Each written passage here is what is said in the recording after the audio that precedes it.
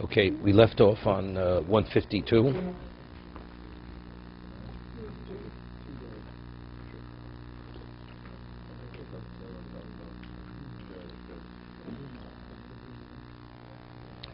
Okay, we're holding the bottom of 152. Isur Uchitza B'Yom Kippurim. The provision of washing on Yom Kippur.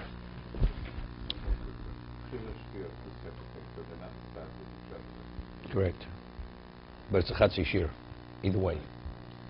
Also, Lichotz B'Yom Kippurim, one's not permitted to wash himself on Yom Kippur, Bein B'chamin, Bein B'tzonon, whether it's hot water, whether it's cold water. V'afilu Hoshir Etzbo B'mayim Moser, even to immerse as much as your finger, or as little as your finger, in water, you're not permitted.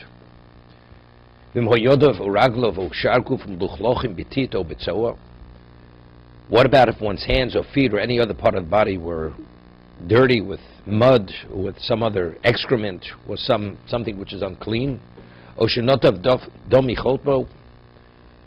had a nosebleed, because there it's for the sake of cleanliness. What kind of washing is not permitted? A washing which is for pleasurable reasons, for the sake of pleasure, but if it's for cleanliness, for hygienic reasons. So this is, as we'll see, why is one permitted, it's the Mechaber, to wash in the morning negelvasa. You waken in the morning, besides your hands being unclean after sleeping a whole night, you touch various parts of your body, but also the ruach tumah, the contaminated spirits which are in the hands, are also, that's considered lichluch, that's uncleanliness. So that's the reason why you're permitted. And since it's sufficient to wash till the knuckles to remove that, we don't do more than that. We do whatever the minimum is. But if your hands, let's say, for some reason are dirty above the knuckles, yeah. In the vernacular, knuckles are the upper ones. Okay? Okay? Okay?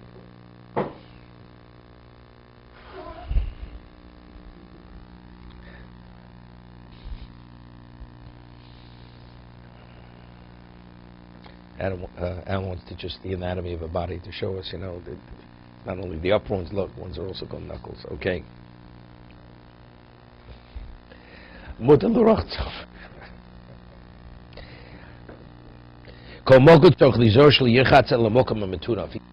Whatever part of the body is unclean, you're only permitted to wash that particular unclean location.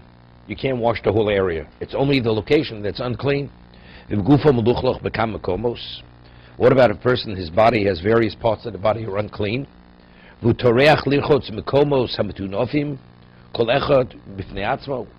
it's a tremendous effort to go and just wash and be careful each particular part of the body. Since why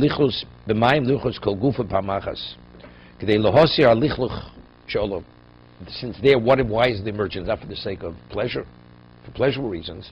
It's for the sake, because it's too complicated, too difficult, but basically the washing is for the sake of cleansing oneself. There's an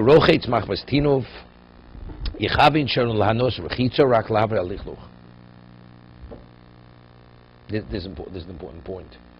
The Gemara in Dorin, if one makes a neder, we rule that the Gemara says in Rosh Hashanah that if a person makes a neder, we had it earlier in Hilchos Shofar, that if a person makes that, he will not benefit from the person.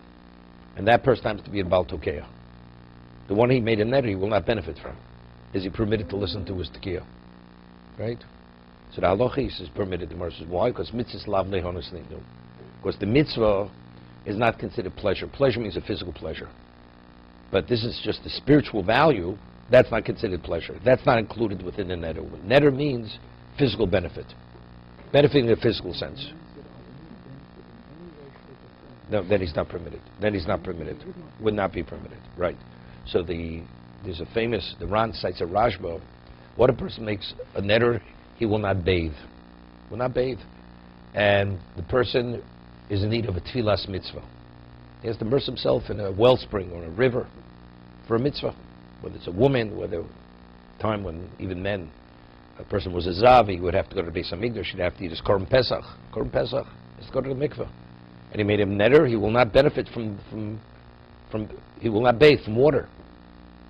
So the question is, we say mitzvah lavalenis, immersing himself in water, it's a mitzvah, right?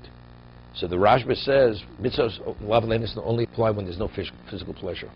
If there's physical pleasure, over there is. In the summer, you're cooling yourself.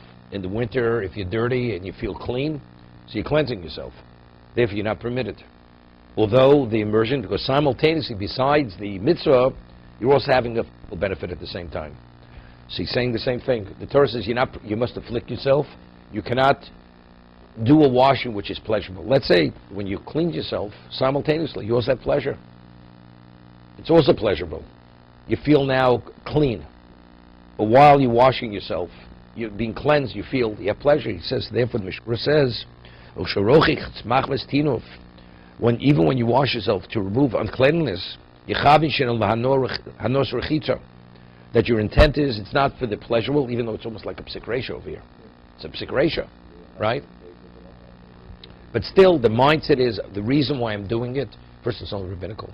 Rechitza, according to most, is rabbinical. The Torah violation is only achilus, eating, drinking. All the other areas of deprivation only rabbinical. Anointing, all rabbinical. According to most, rabbinical. No. It's a question. Well, if it's the Raisa, they're all the Raisa.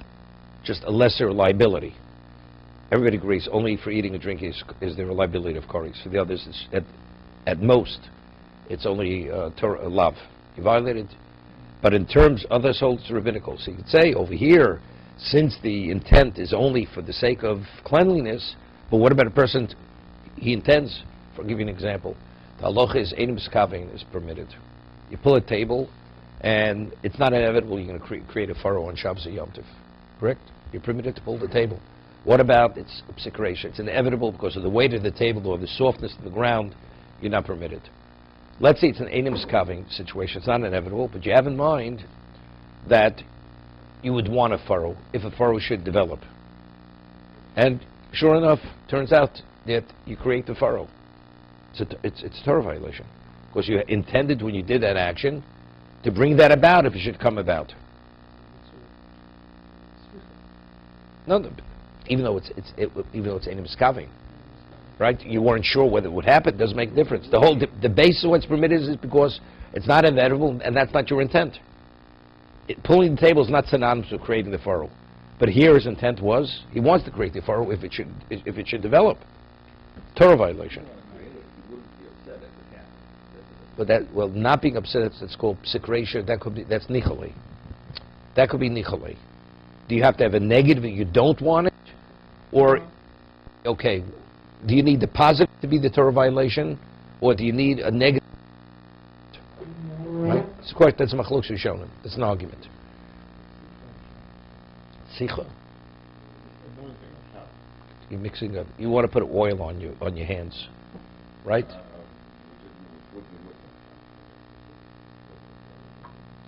So you have to, right? It's the viscosity.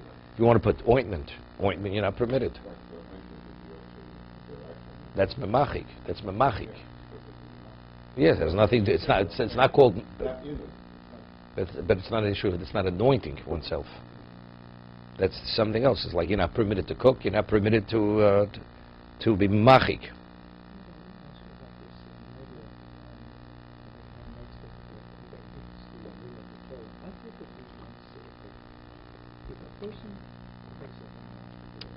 Oath is different than a vow.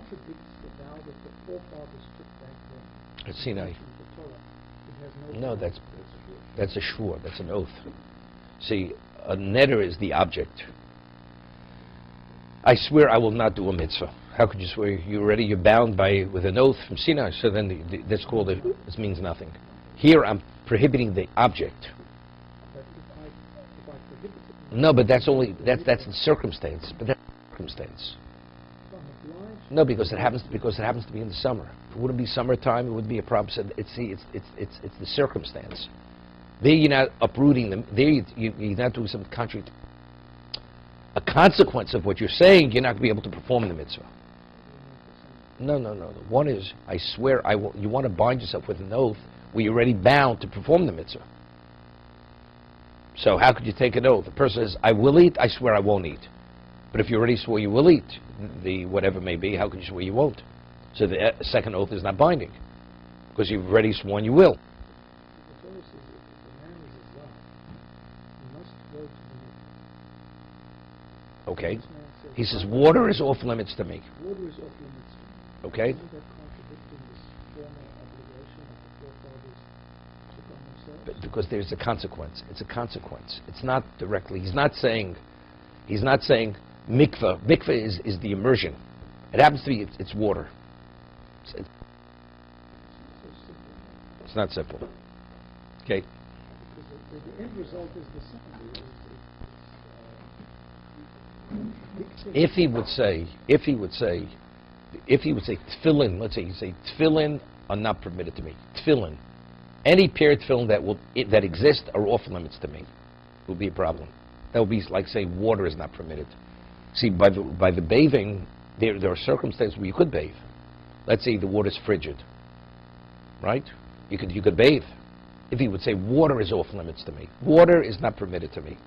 I could not benefit from water, from any water, right? That would be like a person saying, tefillin, all tefillin are off limits to me. He says, the tefillin in this community are off limits to me. So, he could wear tefillin. Happens to be the tefillin in this community are off limits. So there it's not uprooting the mitzvah. He's not negating the mitzvah, divorcing himself from the mitzvah on a permanent level.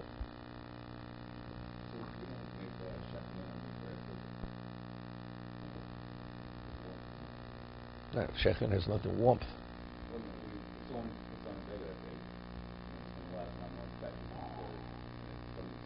Look, looks on your tzitzis, and you went onto the internet and you ordered a pair.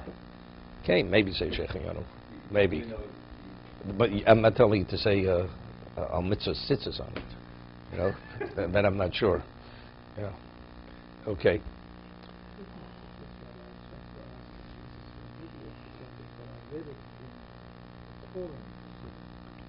I think the Jews want to make some things. We're going to put on talit katan, and we're going to come here and go. Even though there's a gap between, don't make the bracha of the talit katan. And have in mind that the talit gadol will cover the talit katan. No, only if it's a small interruption of time. But if there's a big interruption, Then you say the bracha. But then I said when we learned the halacha, there's a question. A person who wears the size is in question, whether it's a sufficient size, whether you actually have to even say a bracha on whatever you're wearing. what is that size? Well, it's 18. The minimum according to Mishna Berura is 18 by 18 inches. Is it the lengthwise from the top to the bottom? From 18 is plenty. It's in the front and the back. So It's across and the back. and both. Right. Whatever it is, you go to the bookstore, but you have all these other type of things, though the shirts, the undershirts with tzitzis and that, and there's always a question also about the whether the strings are intact. You're not permitted to say a bracha unless these strings are intact. So what do we do? No. Well, now, put it this way: when you leave your house, probably it may be too early, or when you. I think it's still good after the... So then you should say a bracha. You should say a bracha. Yeah. And if I go to, if I take a bath or I go to the gym in the morning, I take another... No, because you have in mind to put them back on. You know, therefore, you have, that doesn't make a difference. Doesn't make a difference. As long as you have in mind to put them back on, regardless how long the interruption has been. You know, that's separate bracha. Yeah. You have an obligation. What if you say one bracha and there's no interruption in the bracha and the subsequent wearing of multiple talesim, one bracha covers all. But if there's going to be a break, a gap, a distraction, then you have to say another. So you say bracha in your house, now you're going to shul, put on a talus. You have to say another bracha. Because it's another object you're putting on. Doesn't make a difference. Say bracha. When you say an valid bracha covers. If you were davening at house, if you're davening at home, let's say a person's davening at home, put on your tzitzis and you have in mind that bracha, even though it's a no, you have in mind. If you have in mind, You could have in mind you don't want. You don't want to be covered that bracha. It's not a bracha shein tzricha. Right? It only covers what you... First has in mind, he was going to drink 1 cup of wine. Then he has another cup. He has another bracha. Whatever you have in mind, that's what determines.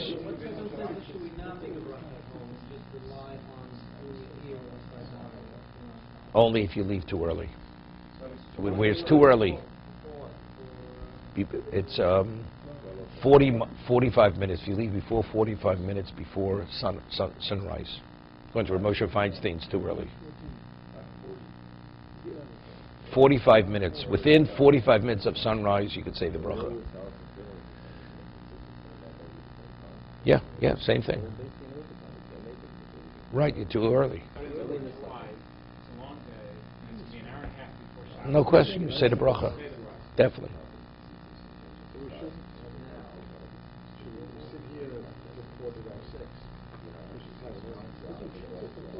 You could say the bracha. If you touch your tzitzis, you could say al mitzvah tzitzis.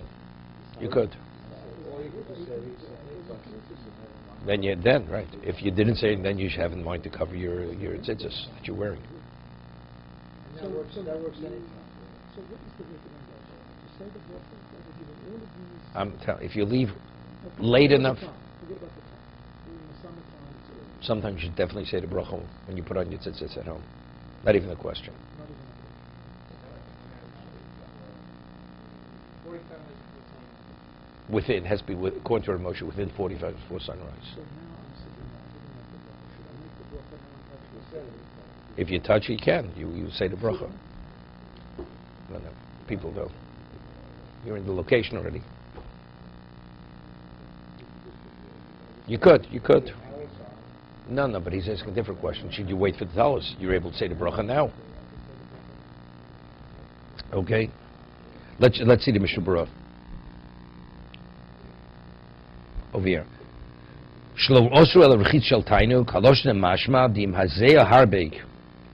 Let's say a person is sweating profusely. And you just want to remove the sweat. Because the sweat is causing you a state of discomfort.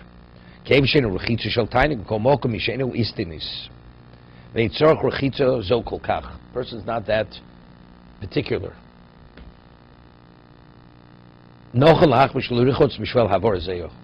Just to remove, you feel sweaty, it's better not to.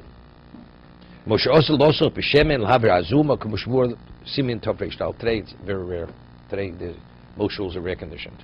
One time you stayed in the shul all day, and it was hot, you were sweating. Your brow was dripping with sweat. So you just want to go out, you just want to wash your face, to wash off the sweat. Kornicki says if a person's in instance, he's permitted. It really bothers him. But if it doesn't bother him, right, then he should not. He should be machmir. It's better to be machmir.